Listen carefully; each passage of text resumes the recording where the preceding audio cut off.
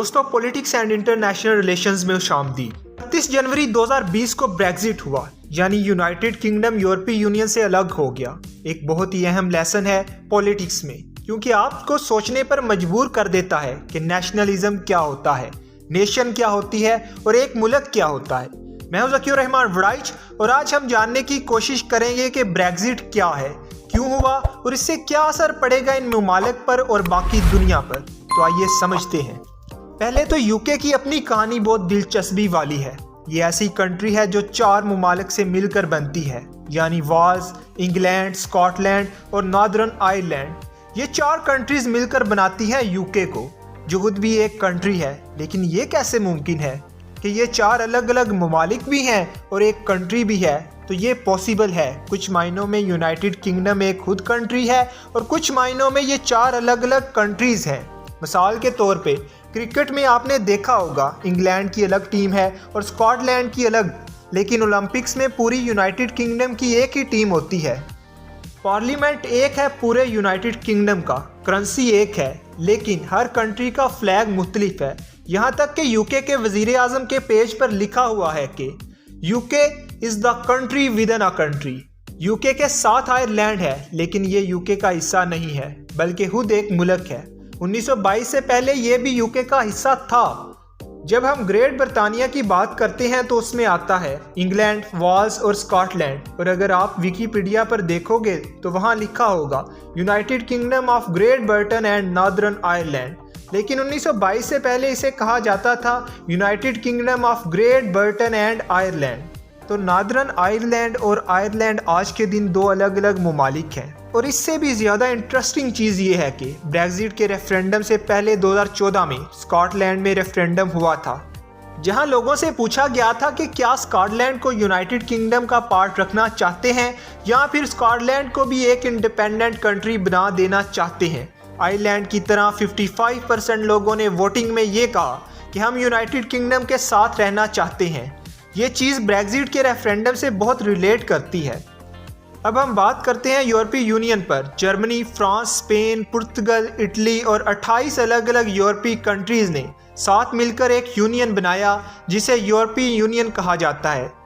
लेकिन कुछ एस्पेक्ट से आप देखोगे तो यूरोपीय यूनियन खुद भी एक अपनी पूरी कंट्री है, बिल्कुल यूके की तरह। इसका कोई बॉर्डर नहीं है, इसलिए आप इन तमाम ममालिक में फ्रांस से जर्मनी, जर्मनी से स्पेन, हर मुल्क में जा सकते हो जो यूरोपीय यूनियन का हिस्सा है। और इन सारी कंट्रीज़ में कॉमन करेंसी इस्तेमाल होती है जो है यूरो। यूरोपियन यूनियन का अपना एक पार्लियामेंट भी है।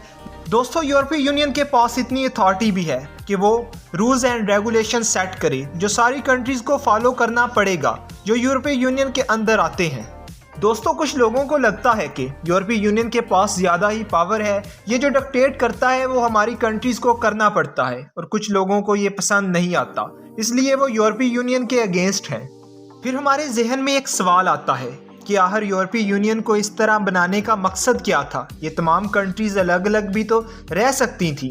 हम पाकिस्तान, भारत और अफगानिस्तान को देखते हैं, ये तमाम ममालिक में ऐसा नहीं है जिस तरह यूरोपीय यूनियन में है। तो इसके पीछे बहुत अहम वजह है। दोस्तों, यूरोपीय यूनियन जब बनाया गया था इसका मकसद अमन कायम करना था, क्योंकि आप जानते हैं कि वर्ल्ड वार 1 और वर्ल्ड वार 2 के दरमियान ये तमाम ममालिक एक दूसरे के साथ जंग की हालत में थे। दर हकीकत जर्मनी और फ्रांस के दरमियान भी ऐसे ही दुश्मनी थी जैसे कि आज पाकिस्तान और भारत। लेकिन वर्ल्ड वार 1 और वर्ल्ड वार 2 की तबाहकारियों के बाद इन ममालिक ने फैसला किया कि जंग किसी मसले का हल नहीं, हमें अमन को प्रमोट करना चाहिए और इस अमन को सिर्फ एक ही सूरत में बरकरार रखा जा सकता है अगर हम साथ मिलकर काम करें, यानी कि हमारे कॉमन इंटरेस्ट सेम हो।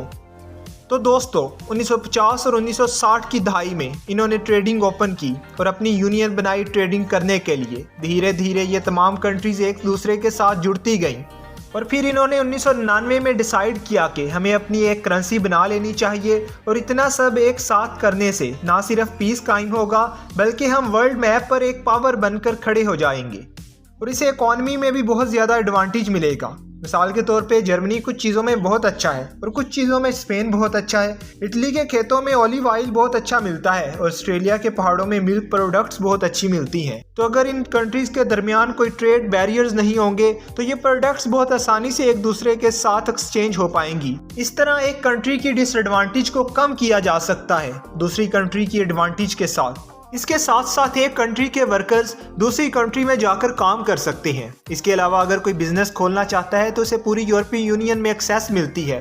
वो कहीं भी यूरोपीय यूनियन के किसी भी कंट्री में जाके अपना बिजनेस स्टार्टअप कर सकता है। इसके साथ साथ पूरी यूरोपीय यूनियन में सेम रूल्स एंड रेगुलेशंस हैं। लेकिन ये इसका डिसएडवांटेज भी है, यानी कि ये इसकी एक वीकनेस भी है। अगर आप इतनी सारी कंट्रीज़ में एक ही रूल्स एंड रेगुलेशंस बनाओगे तो सबको खुश रखना बहुत मुश्किल होता है। डिसएग्रीमेंट्स होंगे तो काफ़ी हद तक यूरोपीय यूनियन इन कंट्रीज़ को चॉइस देता है। मिसाल के तौर पे पूरी यूरोपीय यूनियन में यूरो को करेंसी के तौर पे इस्तेमाल किया जाता है, लेकिन यूरोपीय यूनियन ये चॉइस देता है कि अगर आप अपनी कंट्री में यूरो को इस्तेमाल नहीं करना चाहते तो आप अपनी कंट्री में अपनी करेंसी को भी इस्तेमाल कर सकते हैं। इसी वजह से डेनमार्क, हंगरी और पोलैंड जैसी कंट्रीज़ में अभी भी यूरो इस्तेमाल नहीं किए जाते, बल्कि उनकी अपनी करेंसी को इस्तेमाल किया जाता है। लेकिन कुछ चीज़ों में यूरोपीय यूनियन ने ऐसे रूल्स भी बनाए हैं जिससे काफ़ी लोग नाराज़ हो गए हैं। साल के तौर पर 2015 के रिफ्यूजीज़ क्राइसिस। यूरोपीय यूनियन ने कहा कि हर कंट्री को एक फिक्स नंबर ऑफ रेफ्यूजीज़ अपनी कंट्री में लेने पड़ेंगे। इससे बहुत से लोग नाराज़ हो गए। उसके बाद लोगों में ये फीलिंग जागना शुरू हो गई कि हमें अपनी कंट्रीज़ के डिसीजन खुद लेने हैं, हमें यूरोपीय यूनियन से अलहदा होना है और हमें नहीं चाहिए अपनी कंट्री में रेफ्यूजीज़ यानी कि इमिग्रेंट्स। बरतानिया, जिसमें राइट विंग पार्टी है यानी कंजर्वेटिव पार्टी, इन्होंने इस चीज़ का फ़ायदा उठाया और लोगों को कहा कि हम यूरोपीय यूनियन से निकलना चाहते हैं। कंजर्वेटिव पार्टी के अंदर भी दो फैक्शंस थे। एक वो थे जो ब्रेग्जिट के हक में थे और वो चाहते थे कि हम यूरोपीय यूनियन से अलहदा हो जाएं, और दूसरे वो थे जो ब्रेग्जिट के खिलाफ थे और वो चाहते थे कि हम यूरोपीय यूनियन के साथ ही रहें। और फिर एक रेफरेंडम कराया गया और इस रेफरेंडम में 52% लोगों ने ब्रेग्जिट के हक में वोट दिया। यानी कि 52% लोग चाहते थे कि हम ब्रेग्जिट करके यूरोपीय यूनियन से अलहदा हो जाएं। इस रेफरेंडम के दौरान एक ज़बरदस्त प्रोपेगेंडा कैंपेन चलाई गई, बड़े स्केल पर फेक न्यूज़ फैलाई गई और लोगों को डराया गया और झूठी बातें कही गई और लोगों को मजबूर किया गया कि वो ब्रेग्जिट के लिए वोट दें।